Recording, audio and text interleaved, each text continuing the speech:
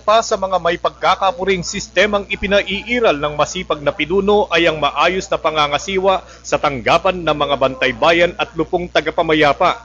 Sa maayos at kumpletong pasilidad ng mga tanggapan ay mapagkakamalan nga ng mga panauhing ito ay opisina ng kapulisan at bulwagang gaya ng Regional Trial Court.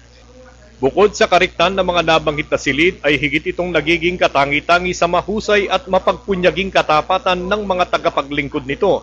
Bago ang natural na pagroronda ay isa-isang siniyasat ni Chief Bantay Bayan Bayani Manaloto ang mga sasakyang pampatrolya at mga tanod na magpapatupad ng mga mahalagang ordinansa ng barangay katulad ng pagbabawal ng pag-inom ng alak sa mga pampublikong lansangan. Mukhang on the go na po kayo, papunta na po kayo sa inyong daily activities yung po ating pagro-ronda.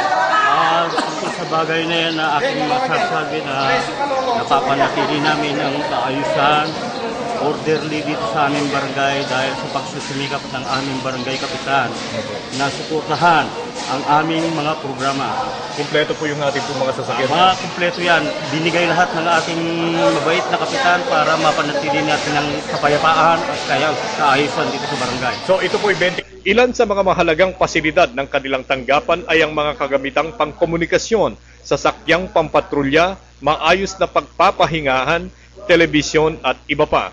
Sa kanilang bahagi ay buong pagpapakumbabang pinaliwanag naman ni Barangay Chief Justice Jojo Lacap ang kahalagahan ng mahusay na pagpapayo sa mga mamamayang may suliranin o iringan sa bawat isa. Sir, sa pagkakataon pong ito, isinasagawa po ninyo yung pong inyo pong trabaho, yung pong mag-ayos ng mga gusot o suliraning kinakaharap po sa mga bawat nasasakupan po natin. Paano po nyo ito isinasagawa? Sinasagawa po namin yan sa mahusay na paraan at sumusunod kami sa batas ng nasyonal.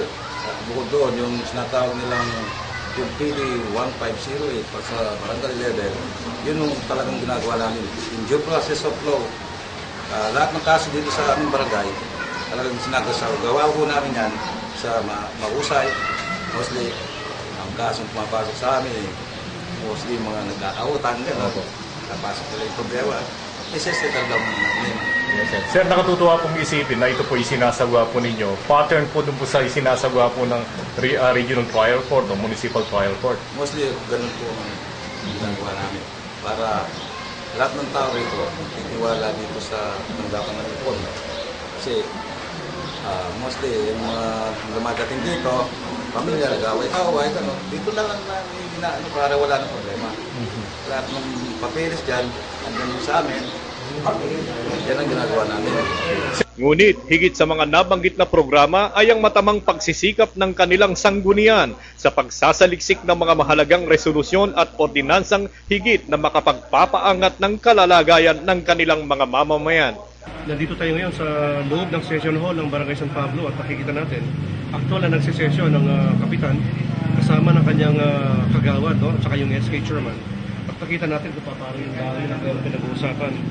Natsempuhan natin sila ngayon dito at napakaganda, very professional yung kanilang session, regular session na ginagawa. At sa ngayon, ito, may mga pinag-usapan sila mga proyekto ng kanilang barangay. At ating napansin, very in order yung daloy ng kanilang session. In order, meron silang order of business, sinusunod parang sa sanggunian palunsod. Meron din silang floor leader, meron silang secretary na kumuha ng minutes at makikita natin si Kapitan. Siya ngayon ang nag-preside over yung kanilang session, which is nasa local government code. Ang barangay chairman, siya ang local chief executive, and at the same time, siya rin po ang presiding officer. Ito isang ehemplo ng kasunod po yung session. Kaya po, nag-usap-usap po sila. At sana ganito rin ang mga ibang barangay ng ating lungsod. Pag nag-session ay kumpleto. Kita po nyo, dinilang po kumpleto po sila. Kumpleto. Ibig sabihin, walang nawawala in may session. Kahit ito yung oposisyon o kasangga ng kapitan, nag-a-attend.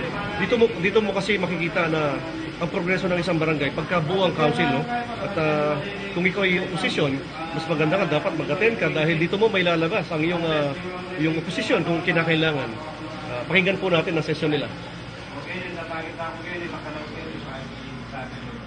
Umulan na pa, pero ikay, yung Pineda, meaning niya, pasyempre ang mulmul niya, magpasimento kaya